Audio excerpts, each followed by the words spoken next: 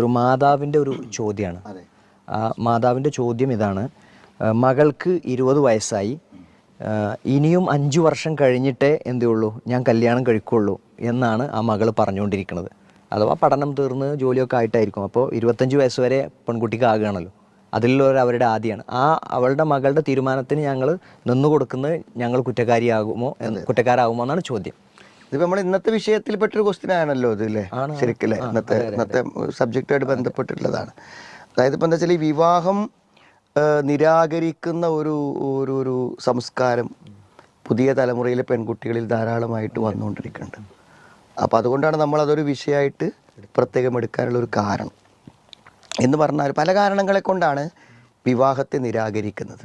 അതിലിപ്പോൾ ഒരു കാരണം ഇതാണ്, എന്താണ്, അവരുടെ പഠനവും കാര്യങ്ങളും തടസ്സപ്പെട്ടു പോകുമെന്ന് വിചാരിച്ചിട്ടാണ്. കാരണം ഇന്ന് ഉയർന്ന പഠനങ്ങളിലേക്ക് പോവാത്ത പെൺകുട്ടികളില്ലല്ലോ.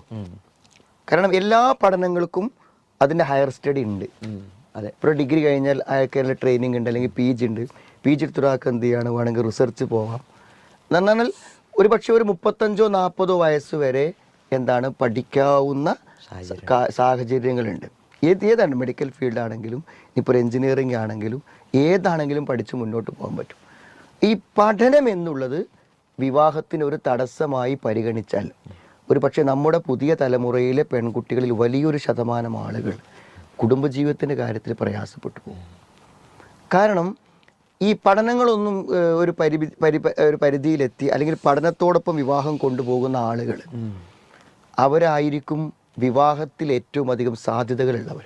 കാരണം വൈകും തോറും എന്ത് ചെയ്യും, പുരുഷന്മാരൊരു 25-26 വയസ്സിലൊക്കെയാണ് വിവാഹം കഴിക്കുക. അപ്പോൾ ഇവർക്കൊരു 25 വയസ്സാകുമ്പോൾ ഒരു 30 വയസ്സൊക്കെ ഉള്ള ആളുകൾ വിവാഹം കഴിക്കാത്തവർ വേണം. അപ്പോൾ അതുകൊണ്ട് നമ്മൾ ഇന്ന് കാണുന്നൊരു ദുരന്തം, ഈ വിവാഹം നിരാകരിച്ച് ഹയർ സ്റ്റഡിയിലേക്ക് പോയി വളരെ പ്രായമായ പല സഹോദരിമാരും പിന്നീട് വിജയകരമായൊരു ദാമ്പത്യത്തിലേക്ക് പ്രവേശിക്കാൻ കഴിയാതെ വരുന്നു എന്നൊരു ദുരന്തം ഒരു പ്രധാനപ്പെട്ട കാരണമാണ്. അപ്പോൾ ഇവരോട് നമുക്ക് പറയാനുള്ളൊരു കാര്യം എന്താണെന്ന് വിചാരിച്ചാൽ, ഈ പെൺകുട്ടികൾ പലപ്പോഴും പറയുന്നത് അവരുടെ പ്രായത്തിൽ നിന്നുകൊണ്ട്, അവരുടെ അറിവിൽ നിന്നുകൊണ്ടാണ് പറയണത്. പക്ഷേ ഇനി ഇവരെന്നെ എന്ത് ചെയ്യുന്നറിയോ, ഈ സമയത്ത് നിന്ന് ആയിക്കോട്ടെ, 25-ാം വയസ്സിലാക്ക വിവാഹം എന്നൊക്കെ സമ്മതിച്ചു കൊടുത്താൽ നാളെ അവർ ഈ മാതാപിതാക്കൾക്കെതിരെ വിരൽ ചൂണ്ടും. ഞാൻ അന്തല്ലാതെ അന്ന് പറഞ്ഞു, നിങ്ങൾ എന്തിനാ സമ്മതിച്ചത്, അതുകൊണ്ട് ഇപ്പം എനിക്ക് വിവാഹങ്ങൾ വരുന്നില്ല. മറ്റു ഒരിക്കലും ഒരു നല്ല ജീവിതം എനിക്ക് തരാൻ പറ്റാത്ത ആളുകളിൽ നിന്ന് മാത്രമേ അന്വേഷണം വരുന്നുള്ളൂ. നിങ്ങൾ അന്ന് ആ സമയത്ത് എനിക്കിത് പറഞ്ഞ് ബോധ്യപ്പെടുത്തണ്ടേ? ഞാൻ വിചാരിക്കണത് 25-ാം വയസ്സ് കല്യാണം കഴിച്ചാലും നല്ല നല്ല വിവാഹങ്ങൾക്കിടെ സാധ്യതകൾ ഉണ്ടാകുമെന്നാണ് ഞാൻ വിചാരിച്ചത്. അപ്പോൾ ഇവരെ നല്ല രൂപത്തിൽ പറഞ്ഞ് മനസ്സിലാക്കി കൊടുക്കണം. പല പെൺകുട്ടികളും ചോദിക്കും, വിവാഹം കഴിക്കാതിരുന്നാൽ എന്താ, അങ്ങനെയൊക്കെ ചോദിക്കും. അപ്പോൾ അതിൻ്റെയൊക്കെ വിധികളെ കുറിച്ച് ചോദിക്കലുണ്ട്. ഞാൻ പറഞ്ഞത്, ഒരു പെൺകുട്ടിയുടെ അനുവാദം വിവാഹത്തിൽ പ്രധാനം തന്നെയാണ്. അത് അവൾക്ക് അനുവാദം നൽകിയിട്ട് ഇസ്ലാം. പക്ഷേ ആ അനുവാദത്തിൻ്റെ അടിസ്ഥാനത്തിൽ ഒരു പെൺകുട്ടി എനിക്ക് 25-ാമത്തെ വയസ്സിൽ മതി വിവാഹം എന്ന് പറഞ്ഞാൽ അവളെ നിർബന്ധിച്ച് വിവാഹം കഴിപ്പിച്ചു കൊടുക്കാനൊന്നും ആർക്കും പറ്റൂല. പക്ഷേ ഇത്തരം പെൺകുട്ടികൾക്ക് എന്ത് ചെയ്യണം, നമ്മൾ പറഞ്ഞ് ബോധ്യപ്പെടുത്തി കൊടുക്കണം. കാരണം ഇത് നിന്റെ ഭാവിയിൽ അപകടമുണ്ടാക്കുമെന്ന് പറഞ്ഞു പോയി. ഈ പെൺകുട്ടിയെ സംബന്ധിച്ചിടത്തോളം ഇങ്ങനെ നമ്മൾ പറഞ്ഞ് ബോധ്യപ്പെടുത്തി കൊടുത്ത്, നിന്റെ ആഗ്രഹം എന്താണ്, പഠനം, ആ പഠനം അംഗീകരിക്കുന്ന ഒരാളെ വിവാഹം കഴിക്കാം. ഇപ്പം എനിക്ക് പരിചയമുള്ള എൻ്റെ ഒരു സുഹൃത്തിൻ്റെ മകള്, അവള് +2 കഴിഞ്ഞ് പഠനം നിർത്തി, പഠിക്കേണ്ട തീരുമാനിച്ചു. പക്ഷെ വിവാഹം കഴിഞ്ഞപ്പോൾ അവളുടെ ഭർത്താവിന് ഒരാഗ്രഹം എന്ത് ചെയ്യും, അവൾ ഡോക്ടറാക്കണം. അങ്ങനെ ബാംഗ്ലൂരിൽ ഒരു മെഡിക്കൽ കോളേജ് കൊണ്ടുപോയി ചേർത്ത് അവളെ 5 കൊല്ലം ഫീസ് കൊടുത്ത് പഠിപ്പിച്ച് അവൾ ഡോക്ടറാക്കി.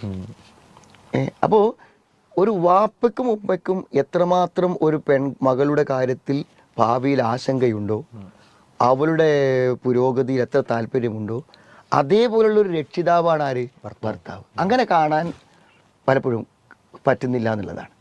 അതായത് ഇവളുടെ ജീവിതത്തെ കൈപിടിച്ചേൽപ്പിക്കപ്പെടുന്ന ഭർത്താവും ഈ ഏൽപ്പിക്കുന്ന മാതാപിതാക്കളെ പോലെ തന്നെ റെസ്പോൺസിബിളാണ്, ഉത്തരവാദിത്തമുള്ള ആളാണ്.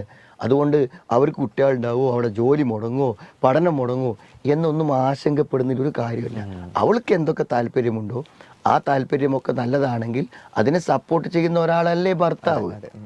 എനിക്ക് തോന്നുന്നത് രക്ഷിതാക്കളെക്കാളും ഇന്ന് പഠനത്തിൻ്റെ കാര്യത്തിൽ, ഭാര്യമാരുടെ പഠനത്തിൻ്റെ കാര്യത്തിൽ ഏറ്റവും അധികം താല്പര്യത്തോടെ ഇടപെടുന്നവരാണ് പുതിയ തലമുറയിലെ ചെറുപ്പക്കാർ. അവർ പിന്നാലെ നടന്നിട്ടാണ് ഈ ഓപ്പൺ യൂണിവേഴ്സിറ്റിയിലും ഡിസ്റ്റൻസ് എഡ്യൂക്കേഷനിലൊക്കെ മക്കളെ കൊണ്ടുപോയിട്ട് എന്ത് ചെയ്യണത്, പഠിപ്പിക്കുന്നത്. അപ്പം അങ്ങനെ താല്പര്യപ്പെടുന്ന ഒരു അവസ്ഥയെ നമ്മൾ അങ്ങനെ വിസ്മരിച്ചുകൂടല്ലോ, അത് പരിഗണിക്കണ്ടേ?